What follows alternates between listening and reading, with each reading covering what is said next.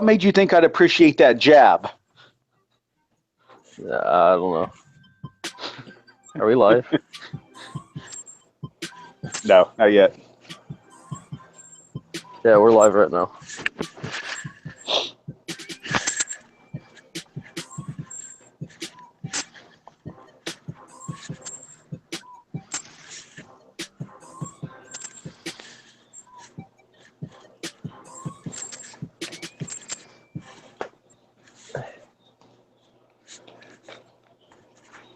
All What's right. up, XFF? Chicago Adam here with Sean and the old man, Detroit. Good morning, everybody. Hey, everybody, Ready for how's the it going? biggest weekend of the year. Yeah, what week are we in now? I lost track. Week 12. Week 12, triple header. Yeah, it's gonna be a crazy weekend. Anybody have any very well? Actually, both of you are in the same division. You guys worried about the Thanksgiving game point totals? Yeah, I decided to sub in Gore at the last second, thinking they'd give him 20 plus carries with a backup quarterback. And I don't know. I think he got less than 15 and couldn't make anything happen of it. So, yeah, that kind of scares me a little bit. But Ajayi has a beautiful matchup today, so he should make up for that. Other than that, all I had was the coach. So I only had 2 players from all those games. Yeah. Yeah, obviously, me with having a bunch of Lions players on my team, I was watching it pretty intently, and the way the game started out, I was happy with how Stafford was doing, and kind of regretting that I didn't have Tate and Riddick in. But the way the second half went, I think I'm probably made the right decisions on those players. So we'll see. Really, the players I did have in went about how I thought they would. So That's good. it's going to be close, I think. Yeah, I think the Vikings had I don't know. I didn't really get too close into it. I mean, they had a lot of points. I don't know if that meant they had any guys blew up or. He played 9 players, so Yeah. it was only, I think, 1 offensive player. All the rest of them were defense. So Yeah. that's probably about average, about 10 points per player. Yeah. Okay. Yeah, for me, I think Bengals and Browns, they didn't have a lot of players, and no one overperformed. The Steelers had played 7 players, and they had Cousins obviously overperformed, scored like close to 45 points, somewhere in there. But everybody else was like kind of average, below average. So overall, nothing that scares me. But certainly that was my fear, is like, seeing all these Thanksgiving Day games and having somebody blow up on you. But really haven't had a lot of offensive players play against me yet. So obviously 10 a.m. is going to be the big time for me. Guys like Ajayi, I don't need them to blow up. He's on the Browns, stuff like that. So it should be an interesting weekend. Yeah, I was just looking here. The Vikings, they put up 101 points. 1, 2, 3, 7 players. They may make this interesting. They may play spoiler here. 7? I thought they had 9. I'm only counting 7. I thought you said 49ers a while ago, but yeah, the Vikings had 7, so they scored a little bit better than what you thought, but nothing really astronomical there. Washington offense scored pretty well, but that's about it. Huh. Well, we have a guest joining us, Denver Mark. How's everything going? Yeah, good. How are you? Good. You ready for the weekend or for the games today? Yeah. Like an awful lot gets decided today, doesn't it? Like there were a lot of guys waiting on trying to make the playoffs, and then Adam, I think it was Adam who did the mock draft just now. Like then the draft order gets decided today as well. So yeah, like the top 10 picks get decided today anyway. So yeah, important day, sad day as well. Like it's all over too quickly, I find. Oh yeah. What did you guys think about that mock? Sean, you don't have any picks, Sean. I see Pittsburgh has 4, That team is looking dangerous. What are you thinking? Oh yeah, they're definitely, you get the right picks in. I think certainly um, expect them to pick some offensive guys early for sure. But yeah, I mean, I made my move to get David Johnson, and I still feeling good about that. But sad not to have any picks at this point. Maybe I'll come up with a couple before the draft happens. Yeah. Yeah, no, it's after looking at it, I kind of the big takeaway I took out of the mock drafts was who wasn't in the first round. Yeah. It just shows how deep the draft is because there's a lot of guys there that haven't even touched the first round. And I mean, there's one linebacker. Sorry? I was gonna say, has the Texas running back declared yet? There was word that if Strong was fired, he was gonna declare. Kamara? You mean Alvin No. Kamara? Yes. Yes. I haven't heard. I haven't read anything yet, but I haven't had a look today yet. But I've got a bit of time anyway. Until they have to declare. But yeah, he'll be an interesting one.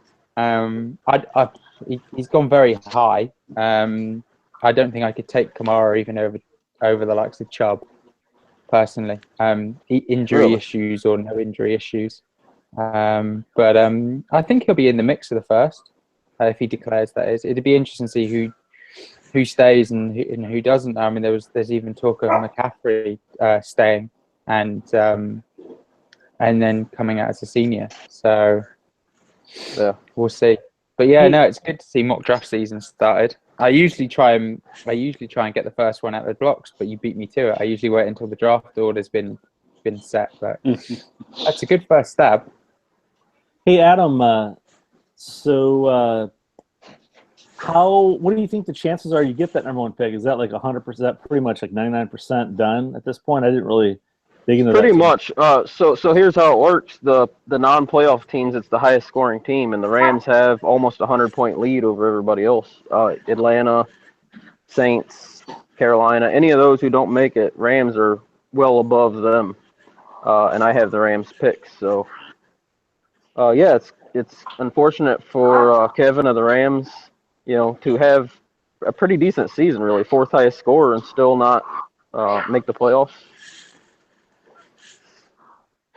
Yeah, that's pretty. Yeah, and I think on the AFC side, the Bengals have a ton of points, and they'll have the number one pick for the AFC. And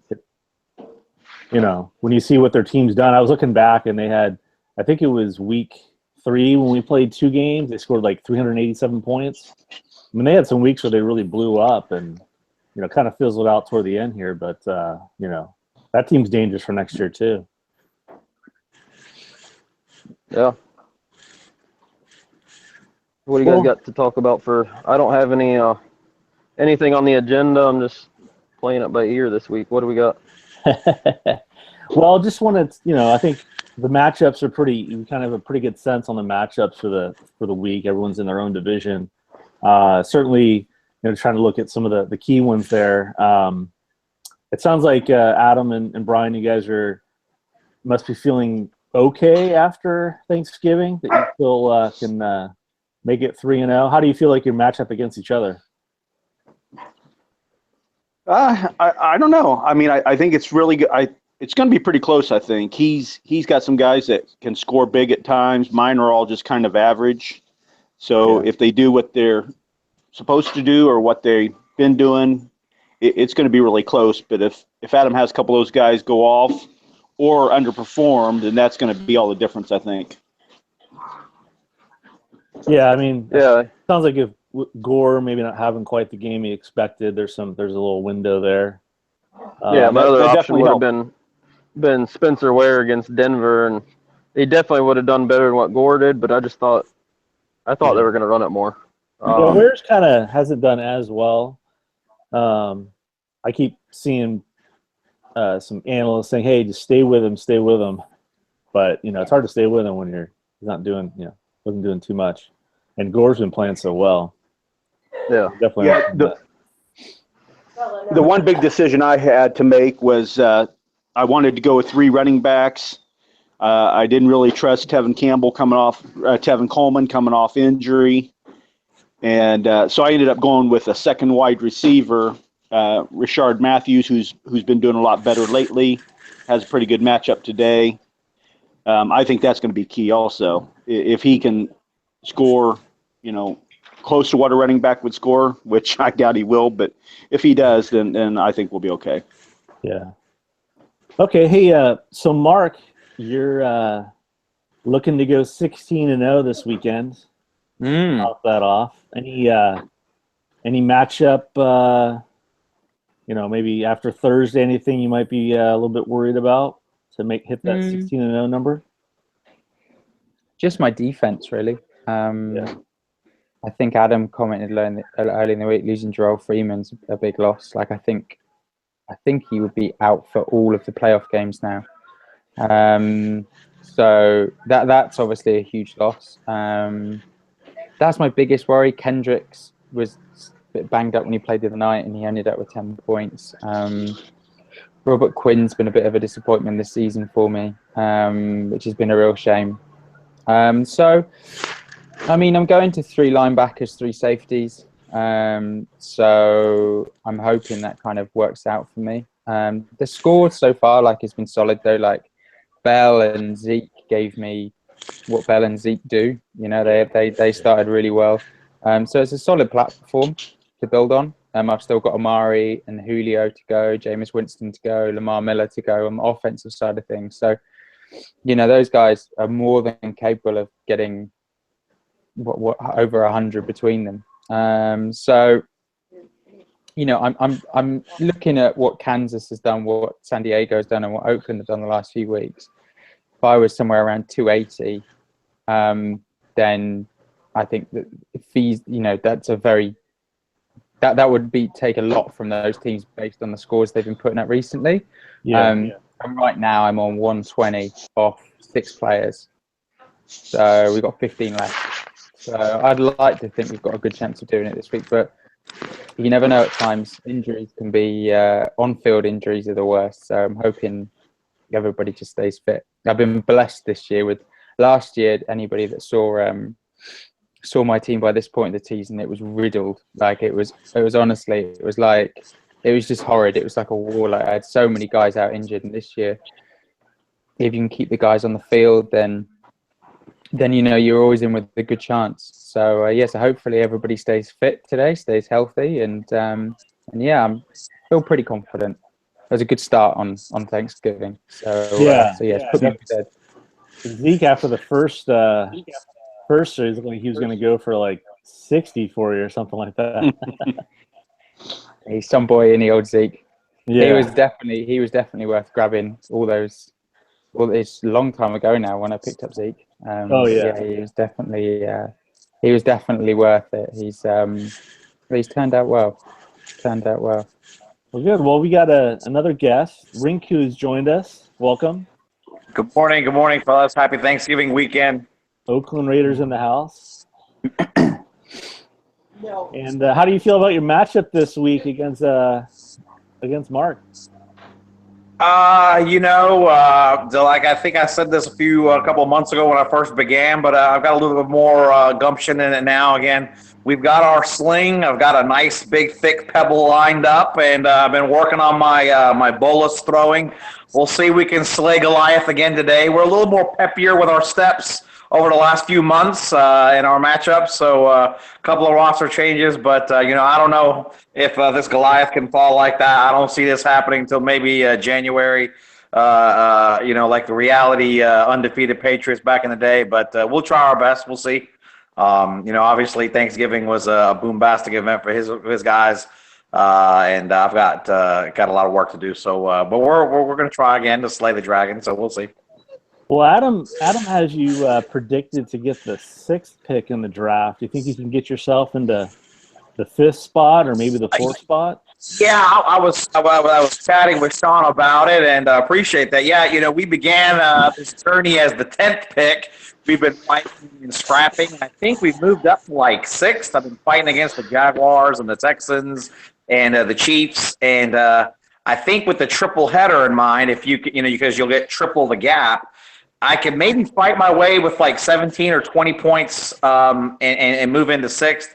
It would take like a 40 or 50 gap burger to jump to 5, but in our inception year for ownership, that would be a very big victory. To say it like that, at least to see where we were and what we could be as far as total points scored and learning that formula and fighting and whatnot, especially when you talk about roster and quality, and those teams ahead would have double my win count. So, we can try. Hey, Adam, is that how it works? I think when we look at the standings in XFF, to me it looks like when I look at my own team that it's counting only unique matchups, so it doesn't count like doubleheaders or in there. Do you have to do we count points for all 16 game matchups? Oh no, it's just based on the regular season, I believe. Well, what I mean is, so we play. I mean, it's like today in a triple header. Yeah. If I outscore somebody 300 to 290, that's a gain of 10. But because of the triple header, would it not be a total gain of 30 in your overall points for today by the end of the day? Oh, I'm not. Mark, because I remember when I was 0-3, I had like 510 points. I averaged 170. I think when we were 0-3 on the first day, after the first day of triple header, the points fours were not like 333, 298, 255. I think they were 750, 800, 900, I thought. That's a good question. I can't remember how it works.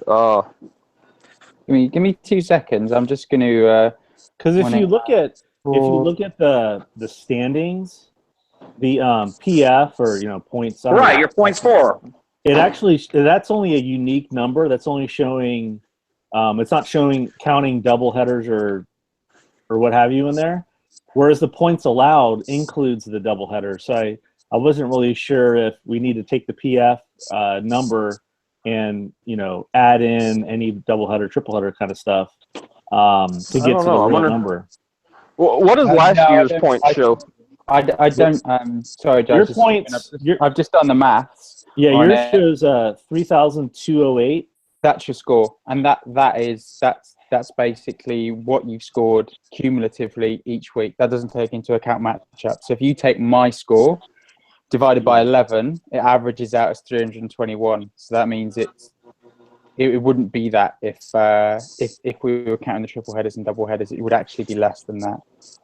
So yeah, what's weird whatever is you make. The points allowed shows the gross number. So that's it does. But points allowed isn't taken into account in anything we do. So it's always going to show that. So it's whatever your points for is showing. So your points for is correct. So whatever. So come Tuesday or Thursday when it gets all altered, if you hit the points for, that will give you your draft order. Right. No, I think that the question point was, so you cannot gain if you're behind somebody 10 points today. You need to make up 10, not 3.3 to catch them.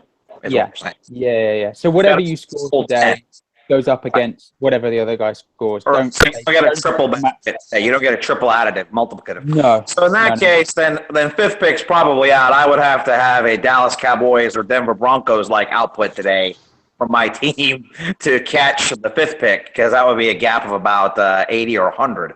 But I could maybe catch sixth today, which would be big for me, but for my guys. But I think the NFC guys, those guys are all sweating. I think Adam and Brian, it's so neat to watch those teams over there. That South that you guys have been talking about for a month and all the shows. Great work and kudos. I don't think I've ever thrown any comments out to everybody, all the work you guys are doing and some of the write-ups.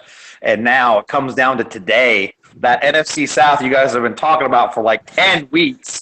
No one ever pulled away. No one ever fell out of the race. And Keezy and Nick and those guys are now just sweating reality matchups today. And there are some brutal ones for some of these guys, players. It's going to be fun to see that South kind of pan out. As opposed to, it's funny because during the trade week, all those NFC guys on the message board were like jealous of us in the AFC, saying, "Oh man, AFC has so many trades and action." But when it comes to the playoff race, we've been Z's and quiet for like a couple of days now and weeks, whereas they've got all the action. So kind of a funny reversal for the two conferences. Yeah, I think the trade thing has a part to do with that. I mean, nobody really gave another team such a prolific group of players, so we're all pretty even. Especially that NFC South. 25 points from first to third, same records. I mean, that can go any way. I tried to call it on my mock draft, but I mean, there's no calling it. It's gonna be what it is. It was a good prediction, but like you said, yeah. But this is what makes it fun. What I just realized, I didn't see this before, but it looks like Adam is predicting Brian to not be in the playoffs. Detroit. Brian is Detroit, I think, right? Yeah. No. Yeah. 1, 2, 3. Oh, no, you are. No, Okay. no, he's all right. So, but I mean, that can go either way. He could end up with a top 2 pick because Atlanta could slide up in there. If Atlanta goes 2-1 and Old Man goes 2-1, I think Atlanta beats him in points. Oh, okay. And Arizona has the same record as us too. So Arizona, Yeah. Atlanta, Carolina, myself, Detroit, New Orleans, all at 7-5. So what 3 teams are going to make it?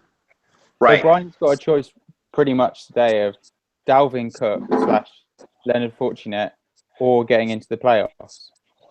Yeah, I mean, win-win, right? Yeah. I wouldn't give a piss about the playoffs if I'm honest.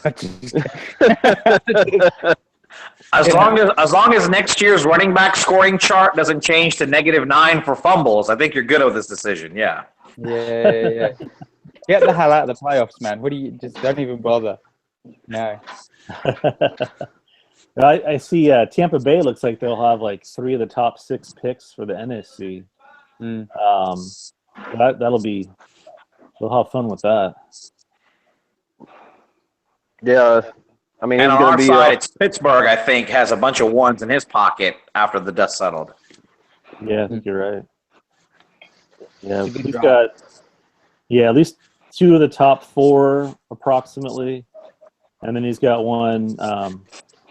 A middling pick.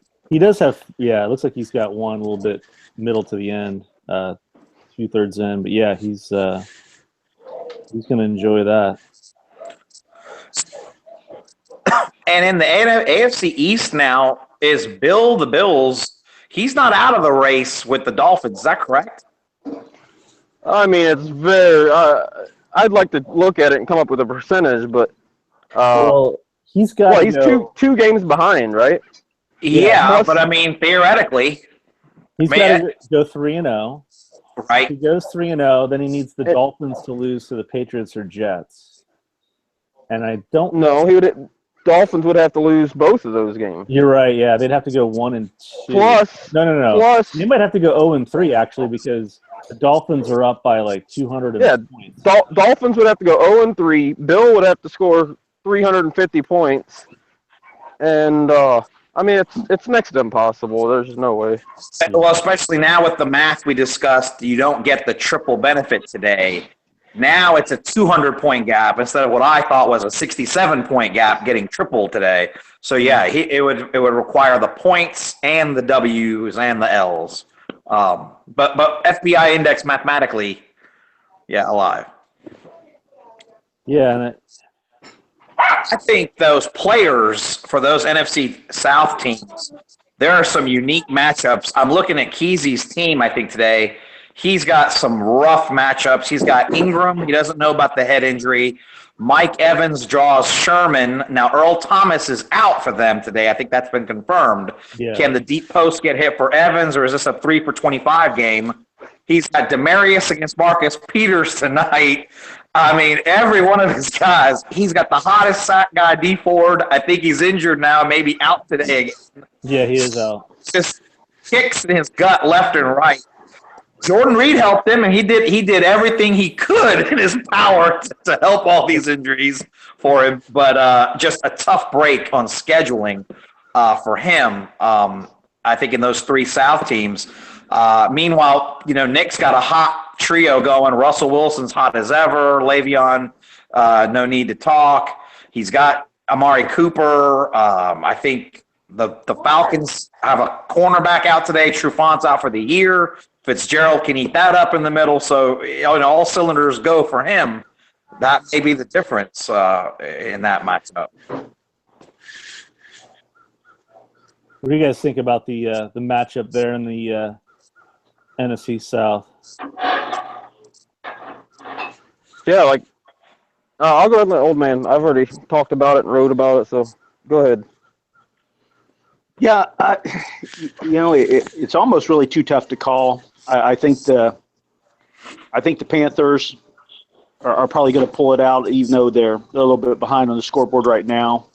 But I think the Falcons have maybe overachieved. I've not been a believer of the Saints. They may prove me wrong, but it's fun to watch. It really is. It's such a battle going on there. Yeah, and I think that to me, one of a big matchup, outside of the NFC South is the Titans and Colts, because Colts have, they've come on really strong here toward the end, made a lot of moves, and they look. That matchup could be for a 2 seed. I think there's a few of us, probably 3 teams that have a chance for that 2 seed. Actually, 4 teams have a chance for that 2 seed. What do you guys think about that? You think Colts can pull that out? It'd be quite a coup if he's able to get the 2 seed in the AFC. I don't think he will.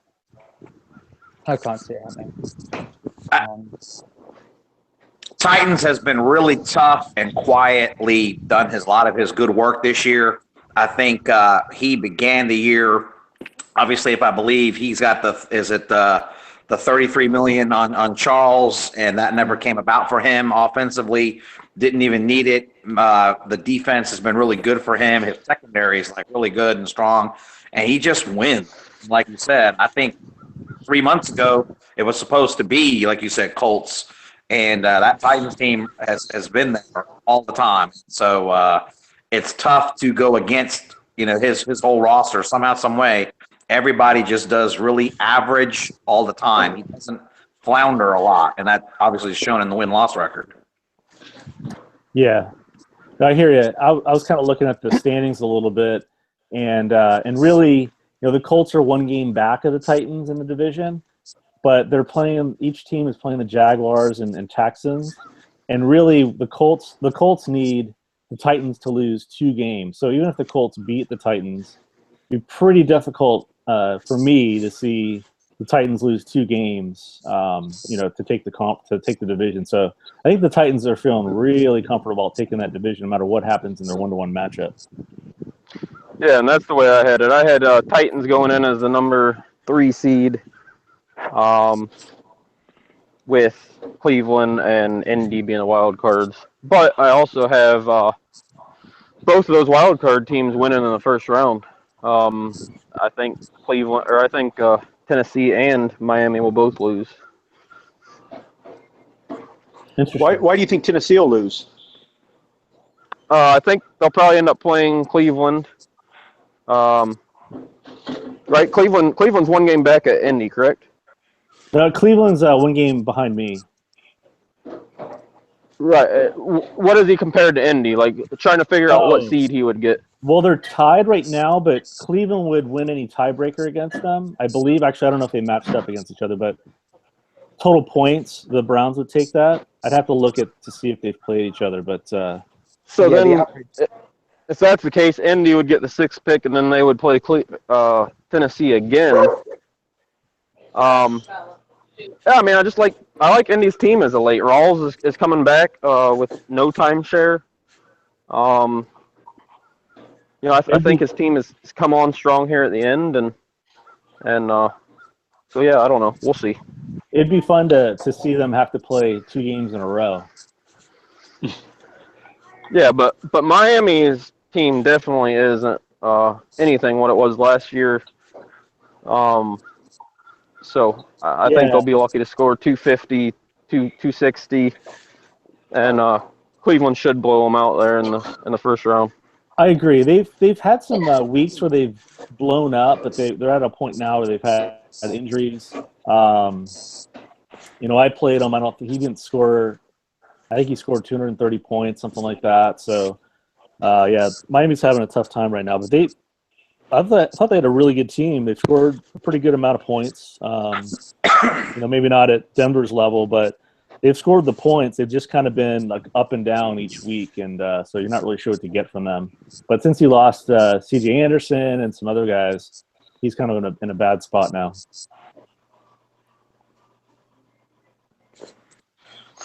Yeah, I don't know.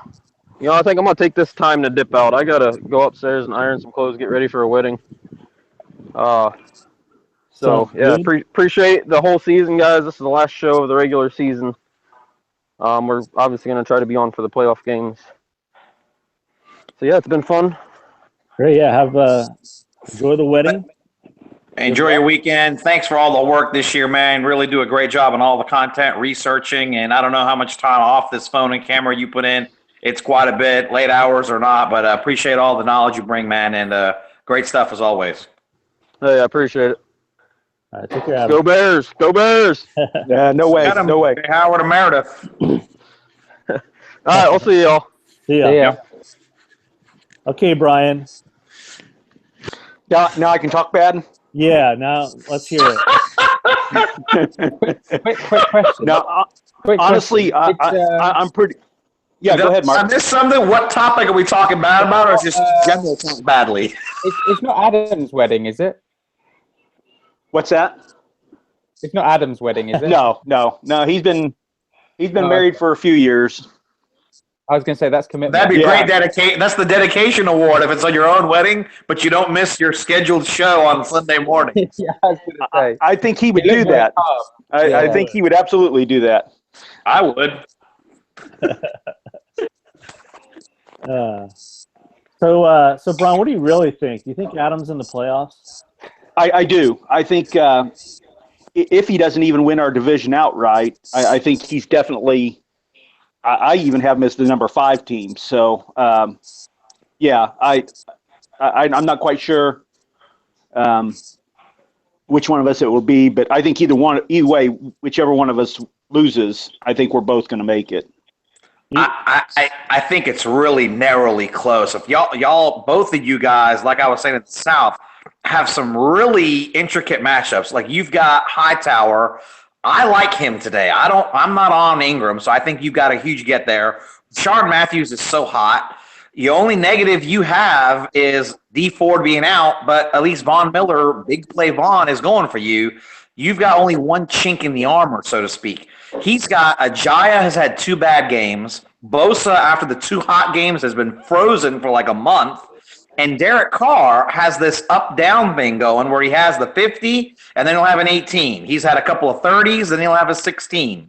And just like on that Sunday night Denver game a few weeks ago, they proved they are cool as a cucumber, winning in any reality way.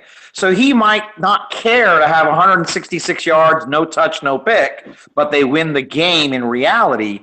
That doesn't make for fun fantasy. I think he has a lot of question marks that could affect his outcome, whereas you just have the kind of one, the linebacker that's hurt. It's not as 50-50 to me. I think you're at least 60-40 in an advantage, if not more. Yeah, that D Ford did really hurt me. I ended up having to go with Merciless just to get even my 3rd linebacker in there. But yeah, it's going to be interesting. I really, I know he's got some guys that can score really big at times, and that's what I'm afraid of. Fantasy and XFF, when we talk in August in regular leagues with your friends in a 10-man league or a 12-man league, and, everybody for 30 years has talked about, triplets and nuclear weapons versus silos and whatnot, and stars win weeks and whatnot. So, I mean, but it's a lot harder in XFF just because you start so many guys. So, like you mentioned earlier, in theory, the Saints team doesn't have a lot of consistency this year, and he's in this dogfight in the South. But on paper, you know, what we hear on TV sometimes when you say, if someone landed from Mars today and we taught them fantasy football, and then they looked at those matchups, they'd look at the Saints roster and be like, wow, those are 5 stars. I'd take that team. So, you know, sometimes it's like that but in XFF, you can't always do that just because Team A has these stars that in a normal August league with your friends on Yahoo with 10 teams, you'd be like, oh, that's a 70%, 80% favorite. Here, not so much. So I always have learned, I think I've learned this year in XFF is sometimes I feel like, oh yeah, the names are over there. But then I log on like on Sunday at 6 p.m. and I'm like, really? That's the number of the score? Okay. Yeah, I think that's been a learning curve for all of us. And with this being my first year in the dynasty, it's been quite a learning curve. And, you know, I've given up on some players that I shouldn't have that are going to be good in the next couple of years. And then there's just so much to learn in this league, and then so many ways that it can balance itself out. Yeah, I think the one thing I learned, certainly when I was, you know, going through free agency and sort of the, you know, some trades and what have you, is I figured, you know, if I came into the season with 2 stud linebackers and kind of had a stud at each kind of main position on the defense, that I would be in really good shape knowing there's 16 teams. And then Right. after the first couple of weeks, I'm like, I just need 11 studs on defense if I want a chance to win this game. It's really, really been amazing to kind of see how that all kind of plays out with, you know, what you need to actually win. Because, I mean, it's just you do what you can and try to get as many studs as you can in your team, because it's you know, we got a lot more players on the defensive side than the offensive side, and it's every player matters for sure. Mental training, I think, you know, when you're in fantasy for as long as all of us have been, mentally you're kind of trained to the settings of a league. When you're in a friends league for 10, 12 years, it's such a reflex in your mind. At 4 p.m. on a Sunday, you're so attuned to who's a PPR player, who's not, who's a yardage guy, who's not. So when you see on television your opponent's guy got 102 touch and you're thinking, okay, I'm 22, it's kind of a front burner instinctual number in your mind. But you know you've got Derek Mason who's got 7 for 70 all the time. Your anxiety level remains calm because you know you've got that. In XFF, it takes time to attune yourself and remember when you see a flash on the television of, oh, my opponent's got this guy blowing up. The tuning hasn't hit yet for me to remember a defensive lineman who gets 6 points a sack and 3 points for the tackle very quickly can cover the cushion of your anxiety fear you just saw that, oh, highlight of, you know, Mark's guy got 120 and 2 touchdowns. I'm down 24. I'm down 50. But when you log on at 6 p.m. and you're like, oh, I'm only down 10. What happened? Because you're not quickly as attuned to remember, oh, those guys score like that. These guys score like that. Yeah. Oh, my offensive line for Team Z did that today. And so I think, I got to get into the habitual nature and make it a reflex. Right now, it's not to remember those things. It's more straightforward. Who are my 20 players? Who are his 20 players?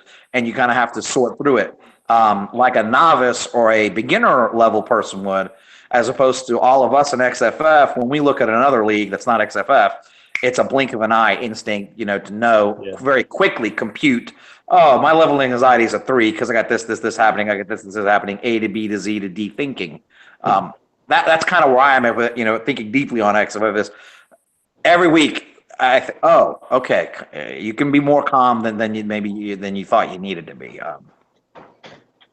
Yeah. Hey, Mark, what's your kind of mindset as you're kind of watching scores, and do you kind of stay close to real-time scoring or try to watch the games and then kind of go back and forth? What's your thought on that? Both. I'm a disaster when I'm watching it. Yeah, it's bad. So I've got one other league than this, and that's it. And to be fair, this this team so far has been pretty good. Like it's been on autopilot. The other team that I set up, I took a different approach, and it's not really worked out this season. So I've sort of played the waivers, got in picks for next year, and kind of played it that way. But honestly, the other day, like the game was like I was watching. I thought it was a couple of weeks ago. I was watching. The games were really good, but I was just like, you know what? I'm not enjoying my football. So I went like let's. I just turned it off when I watched the film. Honestly, it got that bad with it because I had the hope of winning on this team, which I wasn't expecting much from, and then my opponent. I ended up winning in the end, but like, yeah, really bad. I mean, I've been playing fantasy 3 years now. 3 years. Like, well, I had 1 year where I played like the NFL one, and then XFF was my first ever like dynasty / IDP / PVR whatever. So this is my first league that I've ever been in.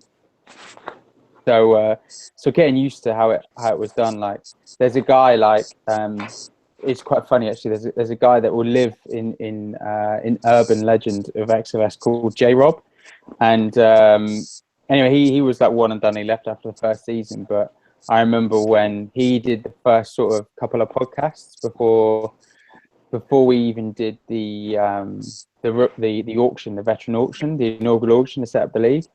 And this guy was like, "You guys need to, you know, what you're on. You need to be this. You need to be that." And I was like, "Oh my god, I've just got myself in too deep into this league. Like, this is like I'm way out of my depth here." Turns out this guy was shit anyway, and he left for the first year. But you're right. Like, if you're coming from a different format and you're coming to this, like, there's an awful lot to learn, and then you learn which positions can I stream. So like cornerbacks, never spend any money on quarterbacks because you can just stream them and be just as successful. Defensive tackles, same. Like, unless you got Aaron Donald, for the most part, what Rinku was saying then about guys getting 50 points. Even the stud guys, 22s and 30s, yeah. Even the stud guys, like, very, very rarely like hit it high, apart from Aaron Donald, I suppose. And even he's been a bit more up and down this year. Yeah, I mean, there was a guy like Brandon Williams that I had on my team coming into this season, plays for Rinku's Ravens, and I mean, he had a good year last year, and I was like, oh, I'm set at defensive tackle, and he did like nothing the first 5 weeks, and then he's come on of late, and it's like, you know, hit and miss on the defensive tackle side. Yeah. I remember last year I picked up. Oh god, he was playing nose tackle for the 49ers. I can't remember his name now. Ian Williams. Yeah, he was a legend for me last year. He had the injury. He's the new age Black Kelly Gregg, also from the Ravens like 10 years ago. But those are the types you need in this league. Exactly, yeah.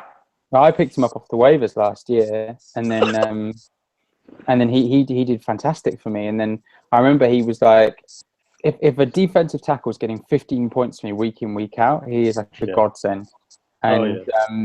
And then I remember in the AFC playoff, he went nuts, and he got like 40 points or something like that, and went crazy. And if you can hit on one of those guys, it's amazing. But they're very few and far between, like the good defensive tackles, and that's what you kind of learn. Like, which position should I value? Like, I think a couple of the guys thought I was a bit crazy taking Deion Jones at the back end of the first round in the draft. I said, oh, he got overdrafted, but trying to find a good linebacker around here is like, once you get him in and you can slot him in and you know they're good, they score consistently and they always do really well, and you can just kind of forget about them. And that was like why losing Terrell Freeman's like a pain in the ass, because that's 18 points there a week that you just know, bank it. If he gets more, fantastic, but you know pretty much that his floor is 15 max. And that, you know, that's why linebacker is valued so much in this league, I think. Yeah, the one thing that's kind of frustrating me a little bit is I have some defensive ends. I have quite a collection of defensive ends, but like half of them are really defensive tackles. Technically, they're not playing defensive end. And right. So, you know, I know they switched positions at the beginning of the year, but like Calais Campbell, okay, maybe he's more of a defensive tackle based on where I usually see him playing. And some other, so it's just kind of, I'm having a tough time with that. Like, okay, well, you know, if you have a nose tackle, like you guys said, you know, or a defensive tackle who gets a lot of tackles, That's that's obviously really good, but you're not going to get the sacks as much from that position. And then you have defensive ends. They don't play, and even the defensive tackles, they might only play like 60, 2/3 of the snaps. And so there's a lot of, obviously a lot of challenges there with inconsistency. But yeah, I agree. I mean, I think you mentioned cornerbacks. Don't pay for cornerbacks. I think linebackers you pay for. Safeties are kind of middle ground for me. I think I paid for them last year. I think I need to continue to do that.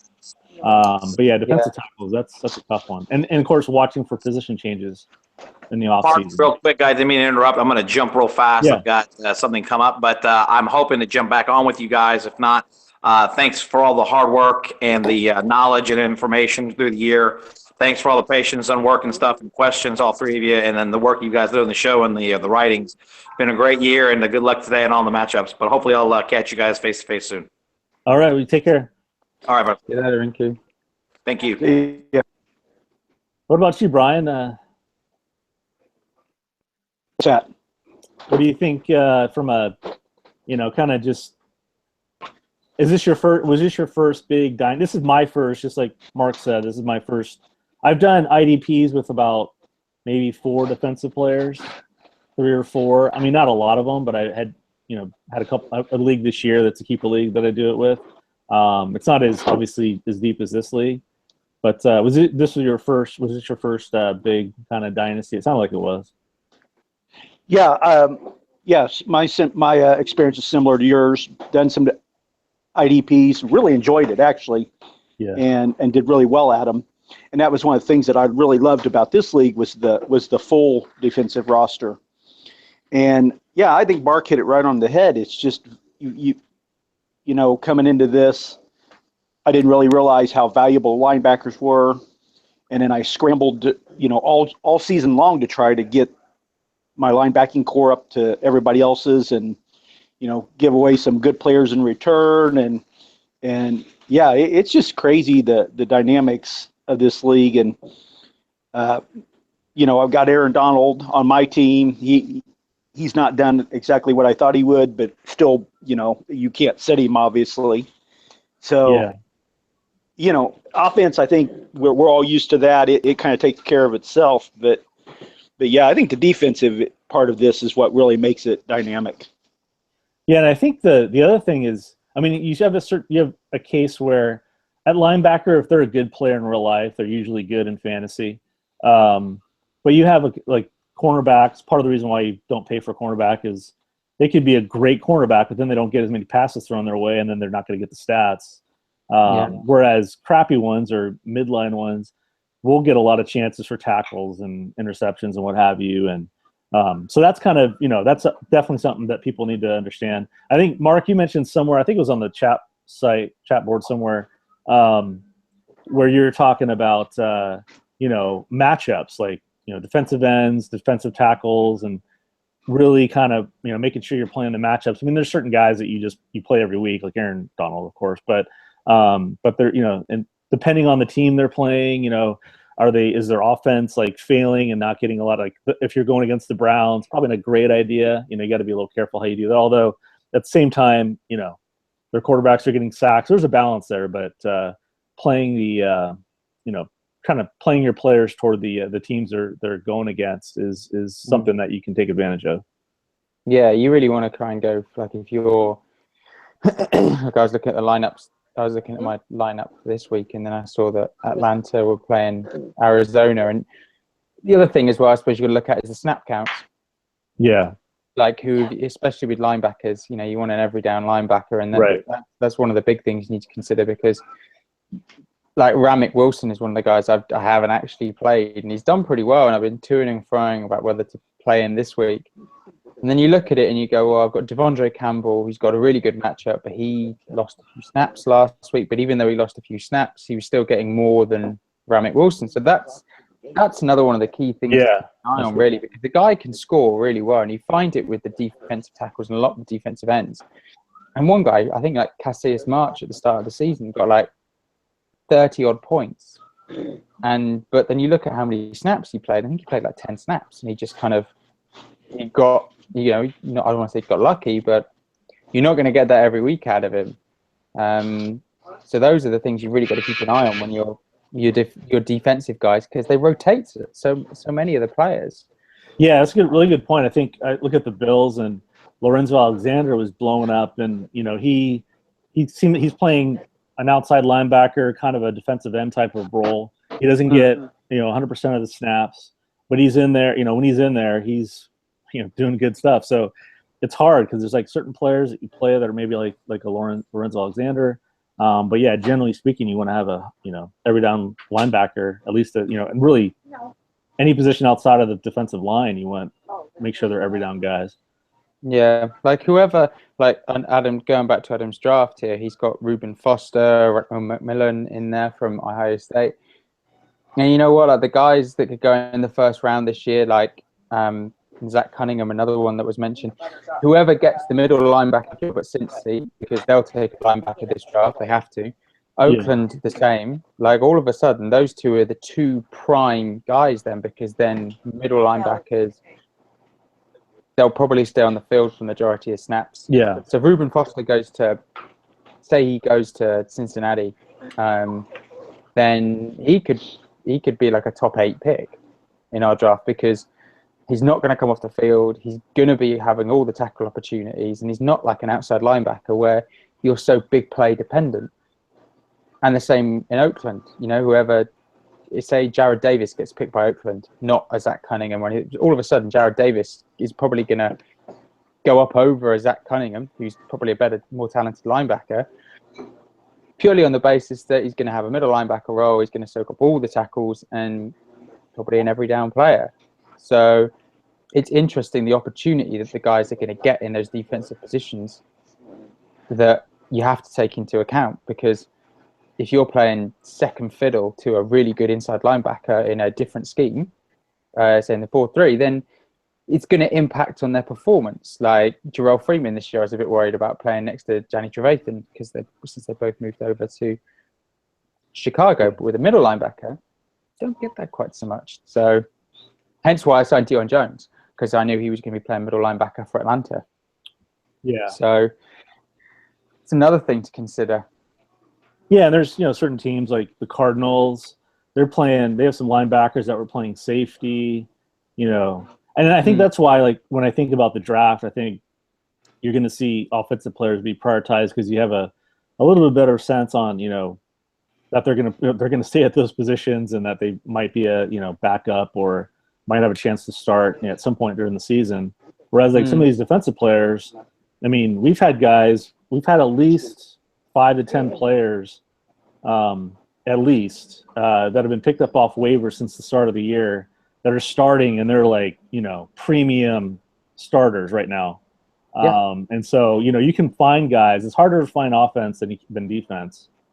Yeah, absolutely. And I think, but the thing is it benefits a lot of the time the guys that do their research, check the snap counts, see who's getting the opportunities there, and really sort of working that out, because you really can, like you're right, like defense, like guys can get more opportunities than they can on offense usually. Like somebody has to go down, or that's be a real issue where sometimes guys can just emerge on defense. Yeah. And then, I mean, yeah, you talked about Lorenzo earlier, but like, God, who saw that coming? The guy's like 32. Yeah. And this is a breakout season. Yeah, that was insane. Yeah, historically, I hate outside linebackers. Yeah. They never really keep the score ticking over. They just, like it's all about, you're either going to get a 30-point week, or you could feasibly get 2 points out of them. Exactly. What do you think, Brian? Yeah, I mean, I think the biggest thing, and Adam kept talking about this, was all the work that you have to put into this league. And Mark's touched on it too. The guys that are veterans have done really well.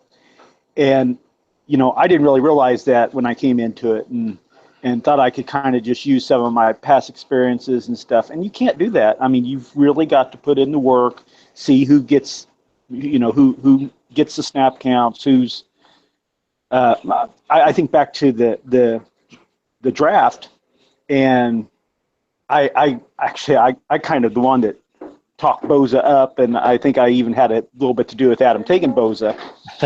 And then I realized that, man, everybody's going offense. I've got to go offense too, you know. And I took Procise, thinking, you know, he was going to be the man, and when he didn't, then I gave up on him, and so yeah, I mean, it just so much. You've got to work, you got to put in, then you've got to, you know, stick with your strategy, and yeah, it's just great. It really is. Yeah, That's the other good thing, actually, Brian, as well. Actually, is patience. That's the other thing I've learned in the league is patience. Yeah, and I haven't had that this year. Yeah, you learn it. You just kind of go.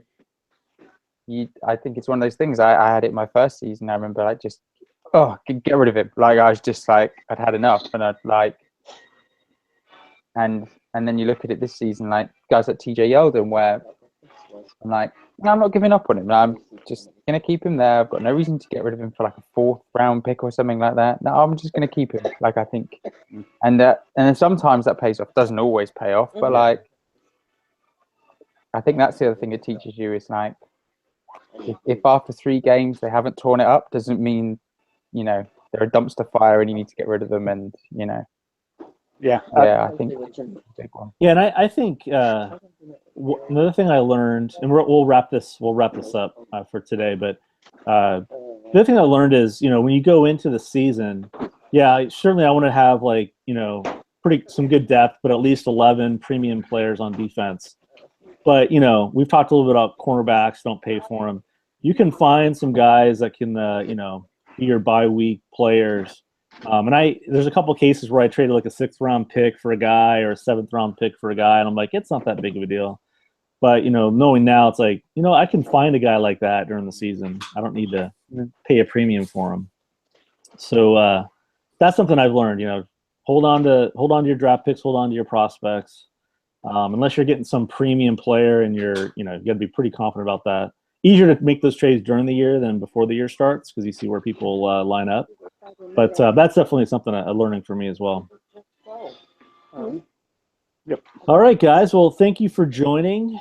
We will wrap this up. We are week 12. We each got 3 games we're playing. I know Mark's going for the undefeated season. 16-0. Brian's going for the. I think, Brian, Brian. your best chance is the 3rd seed, right? Yeah. 2nd seed looks like it. I mean, you'd have to. I think Niners would have to lose, like, to some teams that there's no way they're going to lose to, I guess. Right. Yeah, I don't see myself being any better than a 4th seed. Yeah. And I'm still holding out hope for the 2 seed. I could really use that, because if I have to play next week, I got Jamie Collins on the bench for a bye week, and I got Delaney Walker on the bench for a bye week. And so that's not going to be cool. No, that's not going to be nice. So I'm hoping I can take this and relax next week. But you know, good luck to all of you. I think should be fun on the chat board for the next couple of days. We'll see if anything comes down to Monday, and all the best. We'll see you all next week. See you later, guys. Thanks again for joining, guys. Good luck, everybody. You too. Bye-bye.